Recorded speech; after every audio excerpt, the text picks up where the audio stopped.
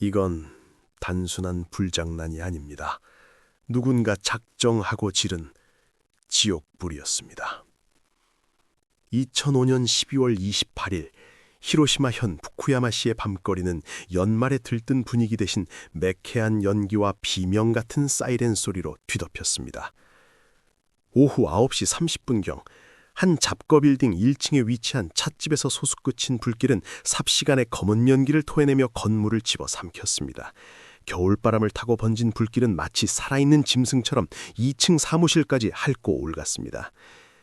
소방관들이 1시간 반 동안 사투를 벌인 끝에 겨우 불길은 잡혔지만 화마가 휩쓸고 간 자리는 처참했습니다. 그리고 그 잿더미 속에서 웅크린 채 까맣게 타버린 한 남자의 시신이 발견되었습니다. 현장에 도착한 후쿠야마 동부경찰서의 베테랑 형사 아리타의 미간이 좁아졌습니다. 단순한 화재 현장이라기엔 공기 중에 떠도는 냄새가 이질적이었습니다. 나무가 타는 냄새 사이로 코를 찌르는 역한 기름 냄새. 그것은 누군가 임의적으로 뿌린 등유의 흔적이었습니다. 그때였습니다. 폴리스라인 밖에서 찢어지는 듯한 여선의 비명이 들려왔습니다. 여보, 안 돼, 여보. 머리카락이 헝클어진 채 맨발에 가깝게 뛰어온 여자. 그녀는 사망한 남편의 아내 모리시마 스미에였습니다. 소방관들이 그녀를 제지하자 그녀는 그 자리에 주저앉아 아랫배를 감싸주며 오열했습니다. 나 어떡해요? 우리 아기 이제 막 생겼는데. 여보, 우리 아이 두고 가면 난 어떡하라고? 임신. 남편을 잃은 충격도 모자라 뱃속의 아이까지 아비 없는 자식으로 키워야 한다는 비극적인 호소. 주변에 모여든 구경꾼들과 심지어 현장을 통제하던 순병들조차 안타까움에 고개를 돌렸습니다. 세상 그 누구보다 불행해 보이는 미망인의 모습이었습니다. 하지만 아리타의 눈은 차갑게 빛났습니다. 그는 여자의 눈물보다 현장이 말하는 침묵의 증거들을 더 신뢰하는 사람이었습니다. 감식원이 조심스럽게 다가와 아리타에게 보고했습니다. 반장님, 이상합니다. 발화점이라 추정되는 석유난로보다 난로 주변의 벽면이 훨씬 더 격렬하게 탔습니다. 마치 벽에다 기름을 들이부은 것처럼요. 게다가 더 기이한 점은 문이었습니다. 화재 당시 가게의 출입구 두 곳 모두 안에서 굳게 잠겨 있었습니다. 열쇠를 가진 사람은 남편, 화자, 아내 스미에 그리고 아르바이트생 단 3명뿐. 외부 침입의 흔적은 0%, 완벽한 밀실. 그 안에서 남자는 도망치지도 못한 채 숨을 쉴 때마다 뜨거운 연기와 그름을 들이마시며 고통스럽게 죽어갔습니다. 아리타는 고개를 돌려 다시 한번 울부짖는 스미에를 응시했습니다. 그녀의 눈물은 너무나도 완벽해서 오히려 현실감이 없었습니다. 남편이 타죽은 끔찍한 냄새가 진동하는 바로 그 앞에서 그녀는 마치 대본을 읽는 액터처럼 정확한 타이밍에 임신이라는 카드를 꺼내들었습니다. 과연 우연일까? 하필이면 남편이 혼자 있었던 그 짧은 4분 사이에 불났다는 게. 차가운 겨울밤, 아직 식지 않은 현장의 열기 속에서 형사의 직감이 경고음을 울려버리기 시작했습니다.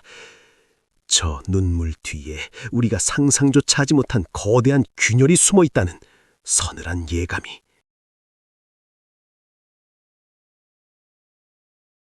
인생에서 가장 행복했어야 할 그 일주일. 하지만 그 시간은 죽음을 향한 가장 잔혹한 카운트다운이었습니다. 시간을 화재가 발생하기 딱 8일 전으로 되돌려봅니다. 도쿄나 오사카 같은 대도시의 화려함과는 거리가 먼 지방도시의 한 보험 설계사 사무실. 그곳에 한 쌍의 남녀가 앉아 있었습니다. 남자는 쑥스러운 듯 연신 넥타이를 매만졌고 여자는 그런 남자의 어깨에 자연스럽게 손을 올리며 서류를 꼼꼼히 살폈습니다.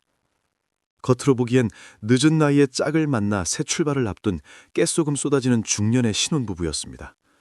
하지만 그 행복에 취해 남편이 보험계약서에 서명한 순간 그의 목숨값은 무려 1억 5천만 엔, 한화 약 15억 원으로 책정되었습니다. 더 충격적인 것은 계약 시점입니다.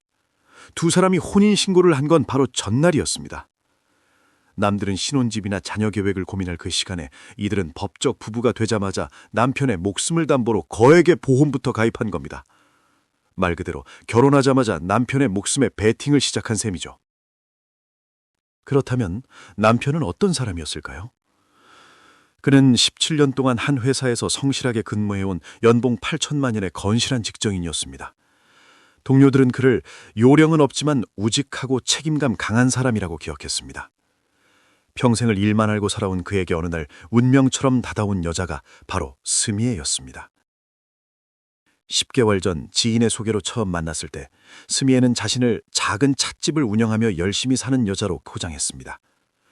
남편은 그녀의 알뜰하고 생활력 강한 모습에 반했고 그녀가 운영하는 찻집이 두 사람의 미래를 그려갈 보금자리라고 굳게 믿었습니다. 사랑에 눈이 먼 남편은 인생의 모든 것을 그녀에게 걸기로 결심합니다. 12월 28일은 단순히 연말 회식을 하는 날이 아니었습니다. 그날은 남편이 17년간 몸담았던 회사를 떠나는 퇴직일이었습니다. 이제 아내와 함께 가게를 운영해 보려고 합니다. 그동안 감사했습니다. 송년회를 겸한 손황회 자리에서 남편은 동료들의 박수를 받으며 쑥스럽게 웃었을 것입니다. 이제 내일부터는 매일 아침 10,000원 전철에 시달리지 않아도 되고 사랑하는 아내와 함께 커피 한 가득한 가게에서 오손도손 늙어가는 평온한 노후가 기다리고 있다고 믿었을 테니까요. 그의 주머니 속엔 두둑한 퇴직금 통장과 앞으로 펼쳐질 장밋빛 미래에 대한 청사진이 들어있었을 겁니다. 하지만 그는 꿈에도 몰랐습니다. 자신이 사랑에 맞지 않는 그 아내가 사실은 결혼 전부터 이미 다른 남자와 동거 중이었다는 사실을 말입니다. 남편이 그녀의 찻집 카운터에 앉아 행복한 미소를 지을 때 주방 안쪽에서는 그녀의 내연남이 그를 차가운 눈으로 노려보고 있었다는 것을. 남편에게 그 결혼은 제2의 인생이었지만 스미에에게 그 결혼은 철저하게 계산된 비즈니스 여자 사양이었습니다. D-8 보험 가입, D-1 퇴사, 그리고 D-Day. 모든 준비는 끝났습니다. 이제 남편은 돈으로 환원되기 위한 모든 조건을 갖추었습니다. 법적 보호자로서 보험금을 수령할 자격, 그리고 직장이라는 사회적 울타리에서 벗어나 고립된 상태. 회식 분위기가 무르익어갈 무렵 남편의 휴대폰이 진동했습니다. 아내 스미에였습니다. 여보, 미안한데 오늘 밤에 우리 오빠가 오기로 했어. 잠깐 들러서 인사 좀 할 수 있어? 존재하지도 않는 가상의 처남. 하지만 아내의 가족에게 잘 보이고 싶었던 착한 남편은 그 거짓말을 의심조차 하지 않았습니다. 그래, 알겠어. 금방 갈게. 그는 동료들에게 미안하다는 인사를 남기고 서둘러 자리를 떴습니다. 하지만 안타깝게도 그 평범한 인사가 그가 세상에 남긴 마지막 유언이 되고 말았습니다. 차가운 겨울바람이 부는 거리로 나서는 그의 뒷모습. 그것은 마치 제 발로 도살장을 향해 걸어가는 순한 양처럼 너무나도 위태로워 보였습니다.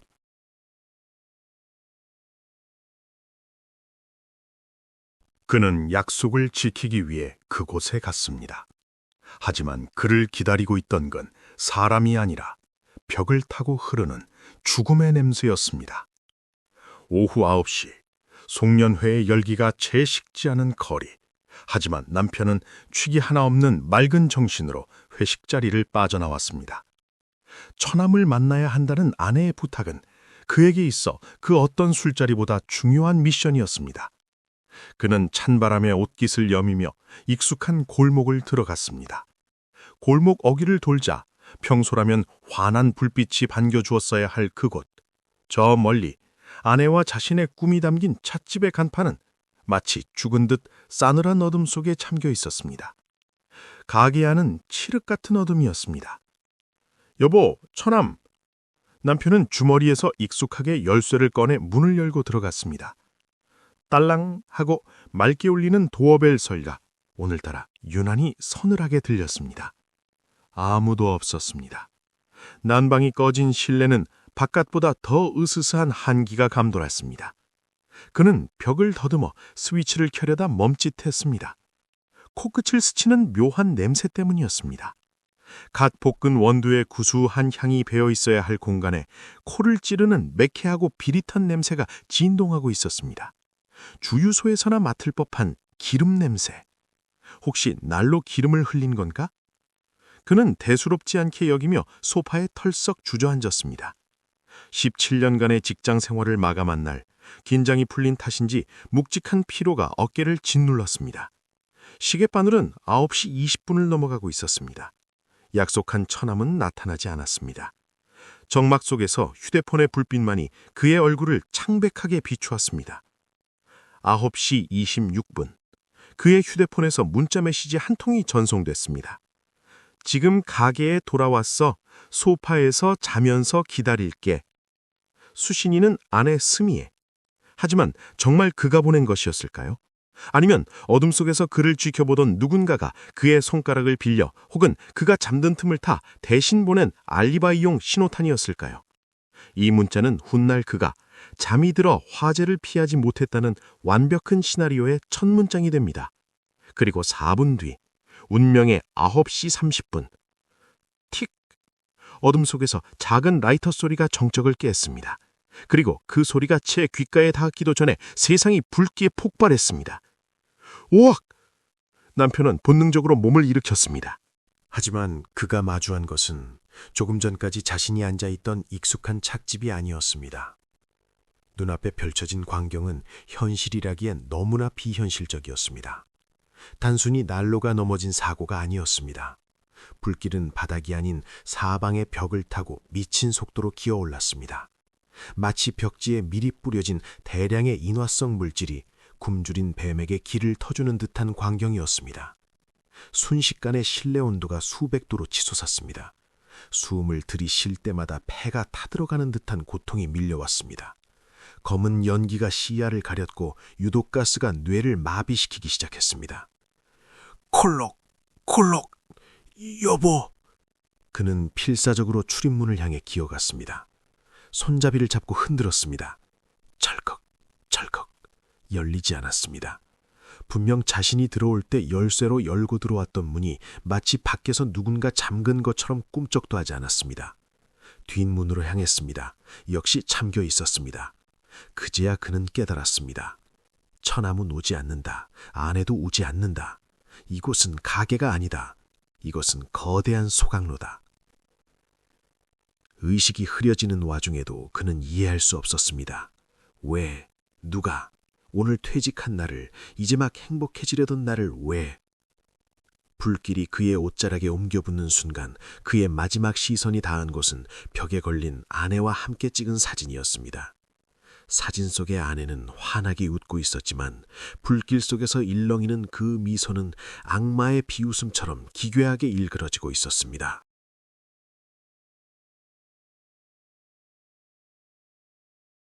살인에 필요한 것이 날카로운 흉기라면 완전 범죄에 필요한 것은 바로 치밀한 시간입니다. 그녀는 흐르는 시간마저 제멋대로 조각내는 잔혹한 마법사였습니다. 사건 다음날 후쿠야마 동부경찰서 형사과에는 무거운 침묵만이 감돌았습니다. 아리따 형사는 화이트보드에 적힌 타임라인을 뚫어질 듯 노려보고 있었습니다. 그가 들고 있는 수첩에는 믿을 수 없는 숫자들이 적혀 있었습니다. 21시 26분, 남편의 문자 발송. 가게 도착, 소파에서 잘게. 21시 30분, 화재 신고 접수. 단 4분. 이 4분이라는 시간은 스미에게는 신이 내려준 면죄부였고 경찰에게는 넘을 수 없는 강철벽이었습니다. 반장님, 이건 물리적으로 불가능합니다. 부하 형사가 보고서를 던지듯 내려놓으며 한숨을 쉬었습니다. 스미의 알리바이가 확인됐습니다. 화재 발생 당시 그녀는 현장에서 차로 5분 이상 떨어진 이자카야에 있었습니다. 친구들과 함께 있었다고요. 남편이 문자를 보낸 26분에 그녀는 술집에 있었고 불이 난 30분에도 술집에 있었습니다. 축지법을 쓰지 않는 이상 그녀가 불을 지르고 도망칠 수 없습니다.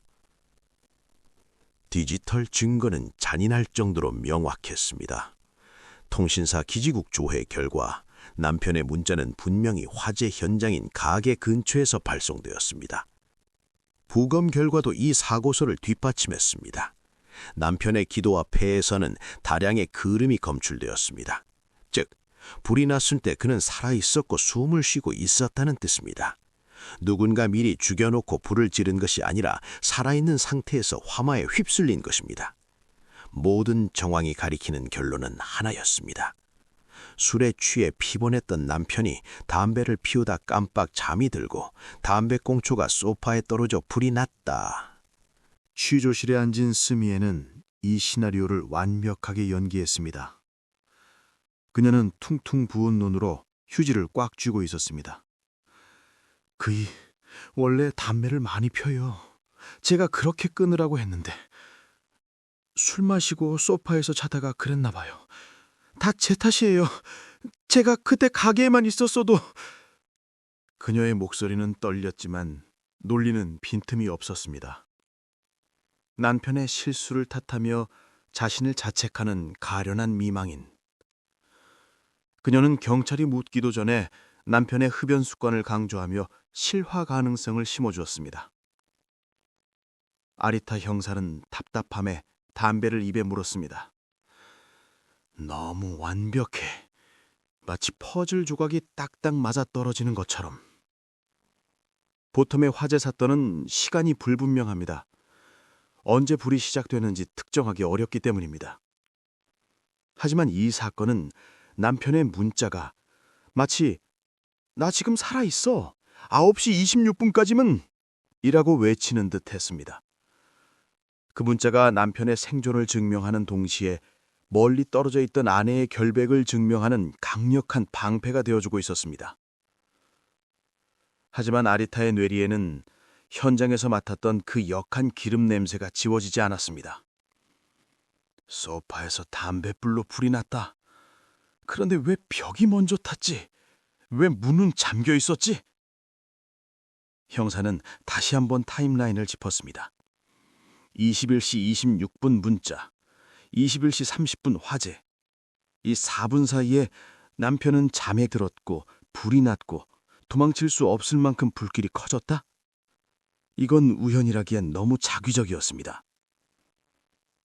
그때 현장 탐문에서 돌아온 막내 형사가 쭈뼛거리며 문을 열고 들어왔습니다.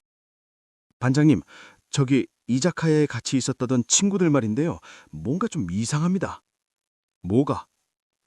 같이 있었다고는 하는데 도착 시간에 대해서 말이 좀 엇갈립니다. 아리타의 눈빛이 매섭게 빛났습니다. 완벽해 보이던 콘크리트 벽에 아주 미세한 실금 하나가 가는 소리가 들렸습니다. 거짓말은 시멘트와 같습니다. 처음에는 견고해 보이지만 시간이 지나면 반드시 균열이 생기고 그 틈으로 진실이 새어나오기 마련입니다. 아리타 형사는 스미에와 함께 술을 마셨다는 친구들을 다시 소환했습니다. 참고인 조사실의 공기는 무거웠습니다. 처음에는 친구를 감싸주려던 그들이었지만 경찰의 집요한 추궁과 살인사건의 공범이 될 수도 있다는 압박감 앞에서는 더 이상 침묵할 수 없었습니다. 사실대로 말씀드리겠습니다. 가장 친했던 친구 A가 떨리는 손으로 입을 열었습니다. 스미에는 그날 7시에 오지 않았어요. 아리타의 눈썹이 꿈틀했습니다. 스미에는 경찰 조사에서 오후 6시 50분에 가게를 나와 7시부터 친구들과 식사를 했다고 주장했었습니다. 그럼 언제 왔습니까? 9시 40분쯤이었어요. 약속 시간보다 한참 늦었지요. 들어올 때도 뭔가 이상했어요. 한겨울인데 땀을 흘리고 있었고 평소답지 않게 굉장히 허둥지붕했거든요. 9시 40분, 화재 발생 시각은 9시 30분, 가게에서 이자카야까지는 차로 불과 5분 거리. 아리타의 머릿속에서 타임라인이 재구성되기 시작했습니다. 9시 30분에 불을 지르고 차를 몰아 9시 40분에 술집에 도착했다. 물리적으로 완벽하게 맞아떨어지는 시간이었습니다. 그리고 들어오자마자 휴대폰부터 확인하더라고요. 그러더니 갑자기 어머, 남편한테 문자가 왔네 하면서 우리한테 휴대폰 화면을 보여줬어요. 친구의 증언은 결정적이었습니다.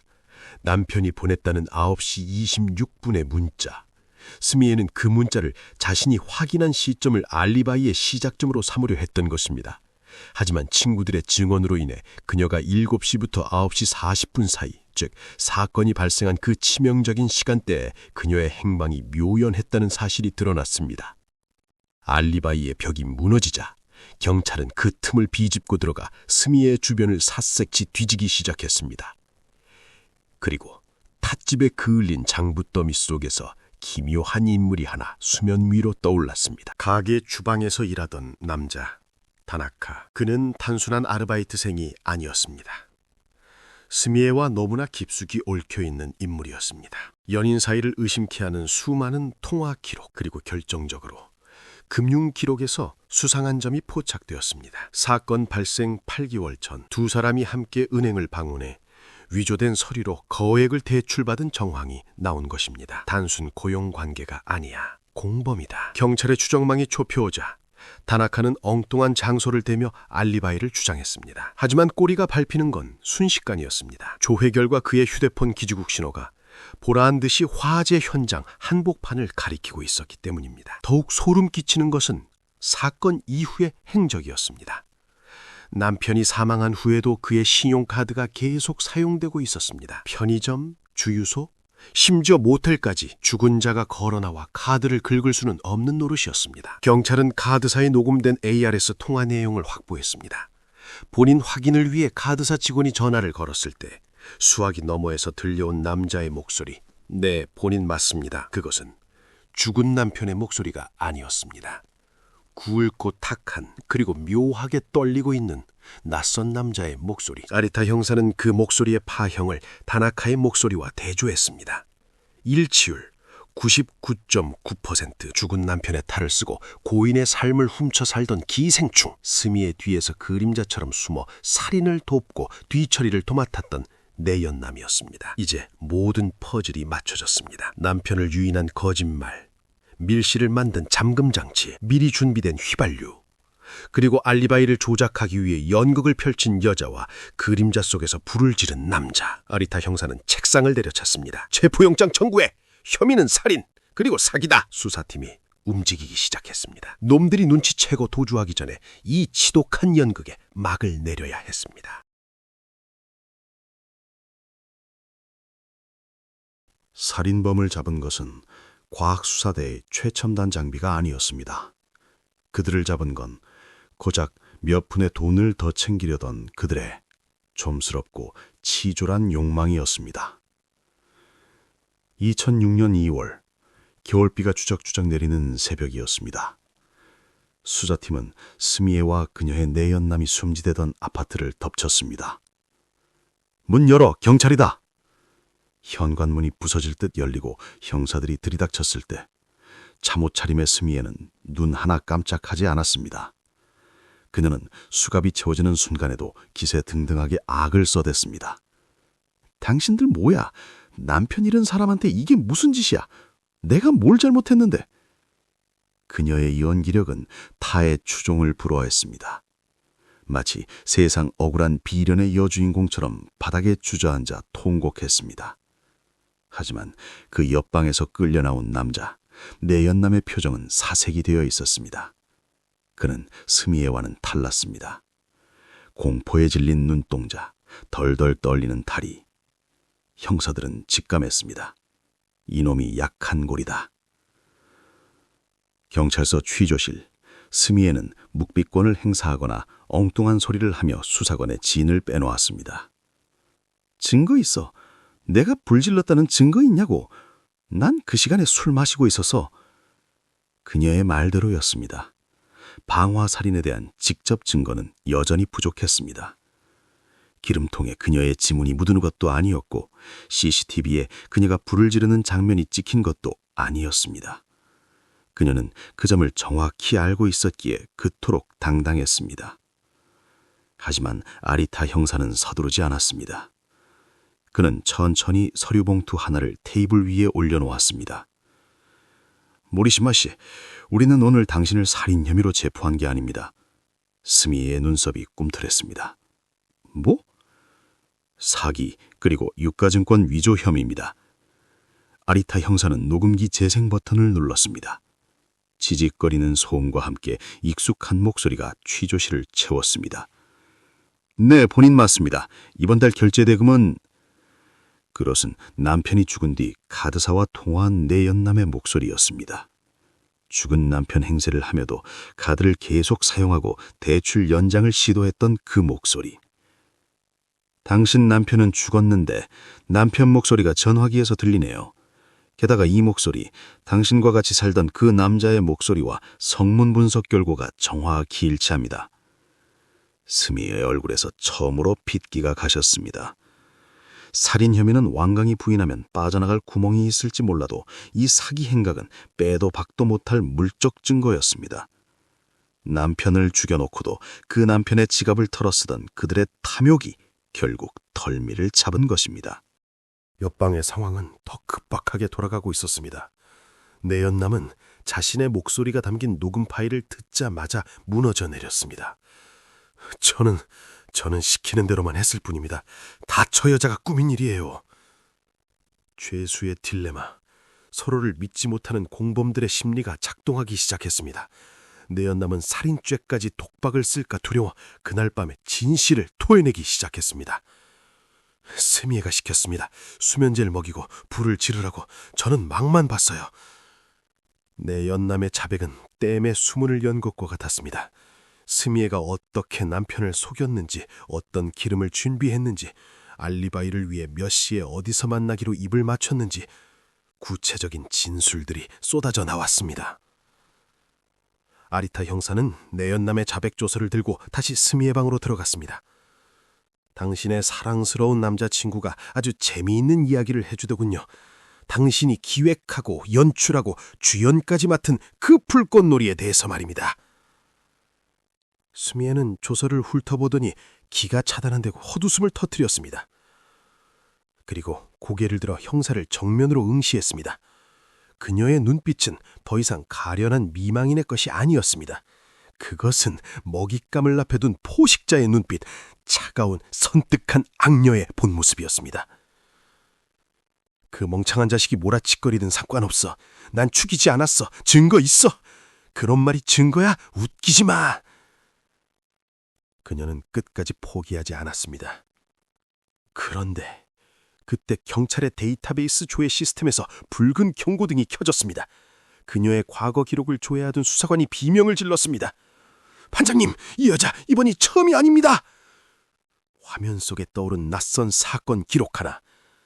몇 년 전 원인 모를 화재로 전소된 낡은 주택, 그리고 그 화재로 거액의 보험금을 수령해간 수령인, 그 이름은 바로 모리시마 스미에였습니다. 그녀에게 남편은 사랑의 대상이 아니라 그저 1억 5천만 엔짜리 인간 장작에 불과했습니다. 조사실의 공기는 차갑게 식어 있었습니다. 아리타 형사는 낡은 수사기록 사본을 탁자 위에 던지듯 내려놓았습니다. 화재 원인 불명, 보험금 수령 완료. 3년 전 인근 도시에서 발생했던 한 주택 화재 사건의 기록이었습니다. 기억납니까? 3년 전 당신이 새들어 살던 그 낡은 목조주택. 스미의 눈도자가 처음으로 흔들렸습니다. 그것은 단순한 사고가 아니었습니다. 낡은 집을 빌리고 화재 보험을 들고 인위적인 불을 질러 480만 원이라는 짭짤한 수익을 챙겼던 그녀의 첫 번째 성공작이자 리허설이었습니다. 당신은 그때 배웠을 겁니다. 아, 불은 모든 증거를 태워버리는구나. 그리고 돈이 되는구나. 그 달콤한 성공의 기억이 당신을 괴물로 키웠습니다. 이번엔 판을 키우고 싶었겠지. 480만 엔이 아니라 1억 5천만 엔으로. 나무 기둥이 아니라 사람을 태우는 걸로. 경찰의 추궁에 그녀의 가면은 서서히 벗겨졌습니다. 드러난 진실은 인간의 것이라기엔 너무나 참혹했습니다. 그녀의 범행 계획에는 우발적인 요소가 단 1%도 없었습니다. 모든 것은 정교하게 조립된 기계장치처럼 돌아갔습니다. 그녀는 남편을 완벽하게 고립시켰습니다. 결혼을 미끼로 남편에게 퇴사를 종용했습니다. 가게 일은 내가 다 알아서 할게. 당신은 몸만 와. 남편이 17년간 다닌 회사를 그만둔 바로 그날을 D-Day로 잡은 것은 우연이 아니었습니다. 직장 동료라는 사회적 감시망에서 벗어나는 첫날, 남편은 가장 취약한 상태였습니다. 오빠가 보고 싶다 한데?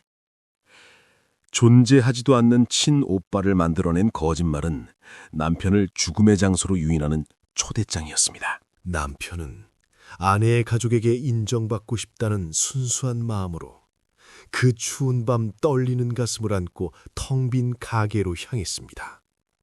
그리고 남편이 가게에 도착했을 때 그곳에는 따뜻한 환영 대신 바닥에 흥건한 등유와 내연남이 기다리고 있었습니다.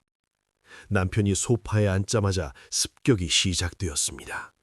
하지만 흉기로 찌르거나 목을 조를 필요조차 없었습니다. 그저 문을 잠그고 불을 붙이면 그만이었습니다. 살려줘! 여보! 남편이 문을 두드리며 비명을 지를 때 스미에는 어디에 있었을까요? 그녀는 차 안에서 시계를 보고 있었을 겁니다. 지금쯤이면 됐겠네. 그녀에게 남편의 비명은 들리지 않았습니다. 그녀의 머릿속에는 오직 1억 5천만 엔이라는 숫자와 내연남과 함께 누릴 화려한 미래만이 가득했을 것입니다. 움직일 수 없는 증거 앞에서도 그녀는 눈물 한 방울 흘리지 않았습니다. 아니, 정확히 말하면 울어야 할 이유가 사라진 겁니다. 모든 것이 들통난 마당에 더 이상 비련의 여주인공을 연기할 필요가 없었으니까요. 그녀에게 남편의 죽음은 슬픈 일이 아니라 그저 실패한 비즈니스일 뿐이었습니다. 내가 죽였다는 증거 가져오라니까! 그 남자가 혼자 한 짓이야! 그녀는 마지막 순간까지 내연남에게 모든 죄를 뒤집어 쓰리우려 했습니다. 사랑, 신뢰, 그런 건 애초에 그녀의 사전에 없었습니다. 그녀에게 타인은 이용하고 버리는 소모품이었고 남편은 그중 가장 비싸게 팔릴 뻔한 소모품일 뿐이었습니다. 아리타 형사는 그녀를 보며 씁쓸하게 중얼거렸습니다. 당신은 불로 모든 걸 태울 수 있다고 믿었겠지만 결국 그 불이 당신을 태우게 될 거야. 화려한 거짓말로 쌓아올린 그녀의 성은 역설적으로 그녀가 가장 사랑했던 불에 의해 잿더미가 되어 무너져 내리고 있었습니다. 그녀가 태워버린 것은 한 남자의 육체만이 아니었습니다. 인간이 인간을 믿는 마음, 그 가장 밑바닥에 있는 신뢰마저 잿더미로 만들어버렸습니다. 2012년 법정에는 무거운 정막이 감돌았습니다. 피고인석의 선수미에는 여전히 고개를 꼿꼿이 들고 있었습니다. 수많은 증거와 공범의 자백이 그녀를 범인으로 지목했음에도 그녀의 표정에는 일말의 죄책감도 찾아볼 수 없었습니다. 재판장의 주문이 낭독되었습니다. 피고인 모리시마 스미에 사형에 처한다. 방청석에서 짧은 탄식이 흘러나왔지만 정작 당사자인 스미에는 미동조차 하지 않았습니다. 그녀에겐 이 재판은 자신의 죄를 심판받는 자리가 아니라 그저 운이 나빠 꼬여버린 게임의 연장선일 뿐인 듯했습니다. 그녀는 일본 열도를 떠들썩하게 했던 꽃뱀 연쇄살인마 기지마 카나에와 비견되며 헤이세이의 독부라는 별명을 얻게 되었습니다. 남편이 죽은 지 수년이 흘렀지만 그가 마지막으로 남긴 문자 메시지는 여전히 많은 이들의 가슴을 아프게 찌릅니다. 지금 가게에 돌아왔어. 소파에서 자면서 기다릴게. 이 짧은 문장 속에 담긴 남편의 마음은 무엇이었을까요? 17년간 몸담았던 회사를 떠나며 느꼈을 시원섭섭함. 이제 사랑하는 아내와 함께 꾸려갈 제2의 인생에 대한 설렘. 그리고 처남을 만난다는 기분 좋은 긴장감. 그는 그 차가운 소파에 누워 아내가 문을 열고 들어와 수고했어라고 말해주길 기다렸을 것입니다. 하지만 그를 찾아온 것은 아내의 따뜻한 손길이 아니라 모든 것을 집어삼키는 화마였습니다. 이 사건이 우리에게 주는 공포는 단순히 살해 수법의 잔혹함에 있지 않습니다. 범인이 우리와 전혀 다른 세계에 사는 괴물이 아니라 선량한 이웃의 가면을 쓰고 우리 곁에 숨쉬고 있었다는 사실입니다. 그녀는 누군가의 다정한 연인이었고 성실한 찻집 주인이었으며 동정심을 자아하는 임산부 연기를 완벽하게 소화해낼 만큼 소름 끼치도록 평범한 얼굴을 한 여자였습니다. 남편은 그녀를 운명이라고 믿었습니다. 하지만 그녀에게 남편은 그저 1억 5천만 옌짜리 복권에 불과했습니다. 돈이라는 욕망 앞에서는 타인의 고통도 사랑도 17년의 성실한 삶도 아무런 가치가 없었습니다. 사건 현장은 잿더미가 되어 사라졌고 범인은 법의 심판을 받았습니다. 하지만 타버린 남편의 시간은 영원히 돌아오지 않습니다. 지금 이 순간에도 어딘가에서 누군가는 사랑이라는 이름으로 포장된 욕망의 덫에 걸려들고 있을지도 모릅니다. 우리는 타인의 마음속 깊은 곳을 얼마나 알 수 있을까요? 화려한 거짓말 뒤에 숨겨진 그을린 진실의 냄새를 맡을 수 있을까요? 남편이 마지막 순간 느꼈을 배신감과 고통을 기억하며 이 잔혹한 기록을 마칩니다. 부디 그곳에서는 뜨거운 불길이 아닌 따뜻한 온기만이 그를 감싸주기를.